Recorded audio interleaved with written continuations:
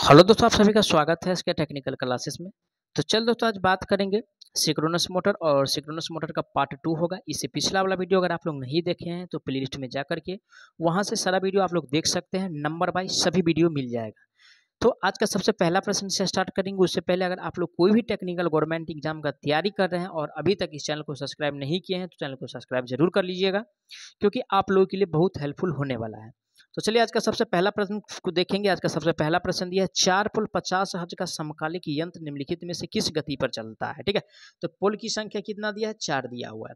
साथ ही साथ यानी कि फ्रीक्वेंसी जो दिया हुआ है दोस्तों 50 हर्ट्ज दिया हुआ है। कितना दिया हुआ है, 50 हर्ट्ज दिया हुआ है। ठीक है, और निकालना क्या है, यानी कि गति निकालना है, एनएस निकालना है। और एनएस बराबर जो फॉर्मूला होता है दोस्तों 120 और गुना में एफ और बट्टा में क्या होता है, पी होता है। क्या होता है भाई, पी होता है। और जब यहीं से अगर फ्रीक्वेंसी अगर निकालना रहता तो फार्मूला क्या हो जाता है, पी एन बट्टा 120 हो जाता है। क्या हो जाता है, पी एन बट्टा 120 हो जाता है।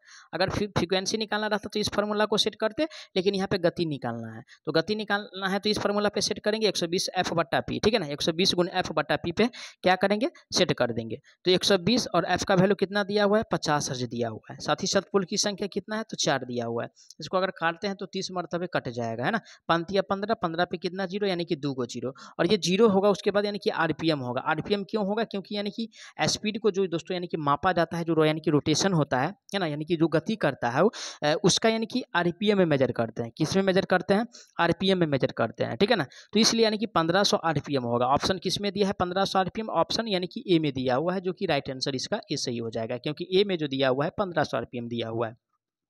और आप लोग ध्यान दीजिएगा, इस प्रकार का अगर प्रश्न रहता है तो काफी काल में फ्रीक्वेंसी का वैल्यू क्या होता है, नहीं दिया रहता है। अगर फ्रीक्वेंसी का वैल्यू नहीं दिया है तो हमेशा 50 हर्ट्ज लेके बनाना है। अब रही बात 50 हर्ट्ज ही क्यों लेना है, क्योंकि भारत में जो आवृत्ति सीमा है ना, फ्रीक्वेंसी का जो सीमा है 50 हर्ट्ज है। जबकि अमेरिका की अगर बात किया जाए तो वहाँ पे 60 हर्ट्ज है। फ्रीक्वेंसी दिए जो दिया रहे उस पर तो कोई दिक्कत नहीं, कुछ नहीं लेना है। अगर नहीं दिया रहे क्वेश्चंस में तो 50 हर्ट्ज ही लेके हमेशा बनाना है। ठीक है, अब चलिए अगला प्रश्न पे चलते हैं। अगला प्रश्न दिया है, ऊर्जा घटक में सुधार करने के लिए निम्नलिखित में से कौन सी मोटर बिजली घरों और सब स्टेशन में बस बार के समानांतर में उपयोग किया जाता है। किसके समानांतर में, यानी कि बस बार के समानांतर में। और बस बार के दोस्तों यानी कि पैरेलल में जो यानी कि जोड़ा जाता है, यानी कि समानांतर में जो उपयोग किया जाता है, उस मोटर की नाम की अगर बात किया जाए तो सिंक्रोनस मोटर है। कौन सा मोटर है, सिंक्रोनस मोटर है। कौन सा मोटर है भाई, सिंक्रोनस मोटर है। ऑप्शन किस में दिया हुआ है, ए में कह रहा है अल्टरनेटर। अल्टरनेटर की अगर रेटिंग की बात किया जाए तो केवीए होता है। ठीक है, क्या होता है, केवीए होता है। रही बात इस सिंक्रोनस मोटर का जो उपयोग किया जाता है सब स्टेशन में बस बार के समानांतर में उपयोग किया जाता है, जो कि ऑप्शन बी में दिया है सिंक्रोनस मोटर। राइट आंसर इसका बी सही होने वाला है। ठीक है, अगला प्रश्न पे चलते हैं। आज का अगला प्रश्न जो दिया हुआ है क्वेश्चंस में कह रहा है, एक सिंक्रोनस मोटर की गति, है ना, इसका सिंक्रोनस मोटर की गति ए में कह रहा है बढ़ते लोड के साथ कम हो जाता है। क्या कह रहा है, बढ़ते लोड के साथ कम हो जाता है। ऐसा तो नहीं होता है भाई, क्योंकि इसका जो फॉर्मूला होता है एन एस बराबर 120 और गुना एफ और बट्टा में यानी कि पी होता है।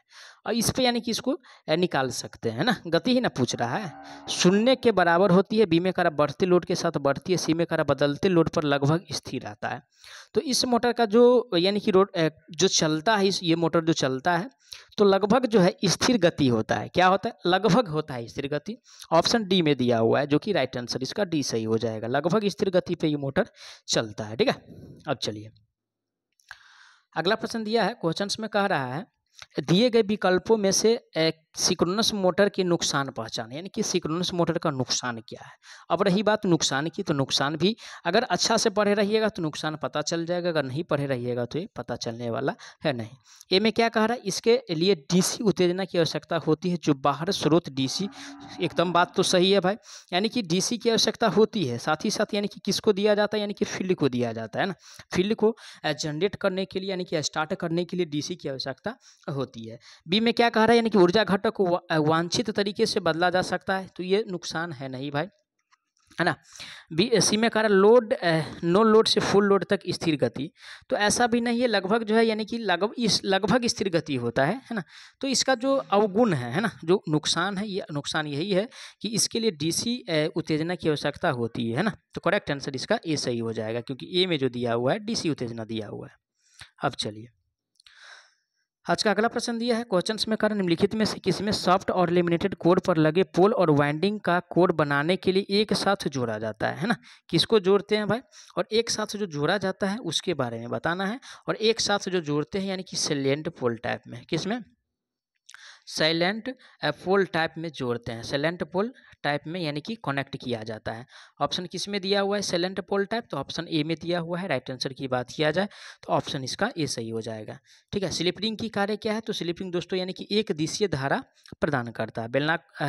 बेलनाकार पोल रोटर, ठीक है, बेलनाकार पोल रोटर की अगर गति की बात किया जाए तो 3000 आरपीएम पे वर्क करता है। कितना आरपीएम पे, 3000 आरपीएम पे वर्क करता है। ध्यान दीजिएगा, इससे क्वेश्चन बनता है। जबकि साइलेंट पोल की बात किया जाए तो 150 से लेकर के, है ना, 150 से लेकर के 1000 आरपीएम, 150 से लेकर के 1000 आरपीएम तक वर्क करता है। ठीक है, अब चलिए अगला प्रश्न पे चलते हैं। आज का अगला प्रश्न दिया है, एक सिंक्रोनस मोटर में उत्तेजन में परिवर्तन उसके डैश के प्रभावित करता है। किसके, यानी कि क्या प्रभावित करता है भाई, है ना, उसका जो परिवर्तन होता है किसे प्रभावित करता है।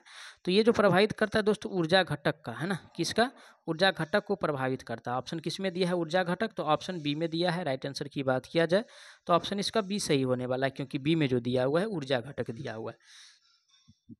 ए में क्या कह रहा है, ऊर्जा घटक और वोल्टेज, तो ऊर्जा घटक और वोल्टेज नहीं, ओनली फॉर यानी कि ऊर्जा घटक। ठीक है, अब चलिए अगला प्रश्न आज का दिया हुआ है, क्वेश्चंस में कह रहा है कि तुल्यकालिक मोटर की बनावट निम्नलिखित के समान होती है। किसका, यानी कि सिंक्रोनस मोटर जो है ना, सिंक्रोनस मोटर का जो बनावट होता है किसके समान होता है। तो सिंक्रोनस मोटर का जो बनावट होता है दोस्तों, और वो जो समान होता है उसके बारे में बताना है। और सिंक्रोनस मोटर का जो बनावट होता है दोस्तों अल्टरनेटर के समान होता है। किसके, अल्टरनेटर के समान होता है। ए में क्या करा है, डीसी संयुक्त पद मोटर, ठीक है, यानी कि इसको डीसी कंपाउंड मोटर कहते हैं, तो इसके समांतर नहीं होता है, अल्टरनेटर के समानांतर होता है। बी में कह रहा है स्लिप रिंग प्रेरण मोटर, इसके भी समानांतर नहीं होता, न शंट मोटर के न शंट जनरेटर के समानांतर होता है, ये अल्टरनेटर के समानांतर होता है, जो कि ऑप्शन डी में दिया है अल्टरनेटर। राइट आंसर इसका डी सही हो जाएगा। नेक्स्ट क्वेश्चन सच का दिया हुआ है, तुल्यकालिक मोटर निम्नलिखित पर चलती है। कौन सा मोटर भाई, यानी कि सिंक्रोनस मोटर। ठीक है, सिंक्रोनस। और सिंक्रोनस मोटर दोस्तों यानी कि जो वर्क करता है उसके बारे में बताना है। और सिंक्रोनस मोटर एसी पे भी वर्क करता है, साथ ही साथ यानी कि डीसी पे भी वर्क करता है, यानी कि दोनों पे वर्क करता है। कौन मोटर भाई, तो सिंक्रोनस मोटर एसी पे भी और डीसी पे भी, दोनों पे यानी कि वो ये वर्क करता है। तो राइट आंसर जो दिया हुआ है, ए में क्या कह रहा है एसी सप्लाई पे, बी में कह रहा है एसी और डीसी दोनों पे, तो एसी और डीसी दोनों पे वर्क करता है। करेक्ट आंसर जो होने वाला है ऑप्शन इसका बी सही होने वाला है। साथ ही साथ सिंक्रोनस मोटर की अगर बात किया जाए तो ये भी जो है यानी कि एसी पे भी वर्क करता है और साथ ही साथ यानी कि डीसी पे भी वर्क करता है। सिंक्रोनस मोटर और यानी कि यूनिवर्सल मोटर दोनों एसी और डीसी दोनों पे वर्क करता है। अब चलिए अगला प्रश्न आज का दिया हुआ है, क्वेश्चंस में कह रहा है,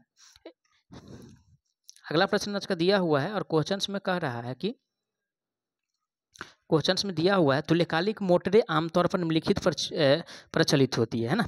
तुल्यकालिक मोटर जो है किस शक्ति गुणांक पे कार्य करता है भाई, तो ऑप्शन ए में जो दिया हुआ है ना, ऑप्शन ए में कह रहा है इकाई पावर फैक्टर पर। तो तुल्यकालिक मोटर हमेशा जो है यानी कि अग्रगामी यानी कि लीडिंग पावर फैक्टर पे वर्क करता है। कौन सा पावर फैक्टर पे, लीडिंग पावर फैक्टर पे वर्क करता है, लीडिंग पावर फैक्टर पे वर्क करता है। ऑप्शन किस में दिया हुआ है, leading power factor, option B में दिया है, जो कि राइट आंसर इसका बी सही हो जाएगा। अगला प्रश्न पे चलते हैं। आज का अगला प्रश्न जो दिया हुआ है क्वेश्चंस में कह रहा है तुल्यकालिक मोटर का भी वक्र निम्न के मध्य संबंध बताता है। किस किस के बीच संबंध बताता है, तुल्यकालिक मोटर का भी वक्र जो खींचा जाता है तो किन किन के बीच संबंध बताता है दोस्तों। तो ऑप्शन ए में कह रहा है छत्रधारा और पावर फैक्टर, तो छत्रधारा और पावर फैक्टर के बीच नहीं, यानी कि छत्रधारा और आर्मेचर करंट यानी कि IA और यानी कि VA के बीच ये संबंध दर्शाता है। ऑप्शन किस में दिया हुआ है, छत्रधारा और आर्मेचर धारा, ऑप्शन बी में दिया है। करेक्ट आंसर इसका बी सही होने वाला है। आगे बढ़ते हैं नेक्स्ट क्वेश्चन पे। आज का अगला प्रश्न दिया हुआ है, क्वेश्चंस में कह रहा है कि समकालिक गति और मोटर की रोटर गति के अंतर को क्या कहता है। यानी कि समकालिक गति यानी कि आज का अगला प्रश्न दिया हुआ है क्वेश्चंस में कह रहा है कि समकालिक गति और मोटर की रोटर गति के अंतर को क्या कहता है। यानी कि समकालिक गति यानी कि NS माइनस NR बराबर क्या होता है, बराबर S होता है। और S को क्या कहते हैं, यानी कि स्लिप कहते हैं। क्या कहते हैं भाई, S को स्लिप कहते हैं। जबकि परसेंट स्लिप की अगर बात किया जाए तो NS माइनस NR और बट्टा में NS और गुने में 100 होता है। क्या होता है, 100 होता है। ये परसेंट स्लिप का फॉर्मूला है। ठीक है, तो इसको क्या कहेंगे, S को स्लिप कहते हैं, जो कि ऑप्शन बी में दिया है। करेक्ट आंसर इसका बी सही होने वाला है। आगे बढ़ते हैं नेक्स्ट क्वेश्चन पे।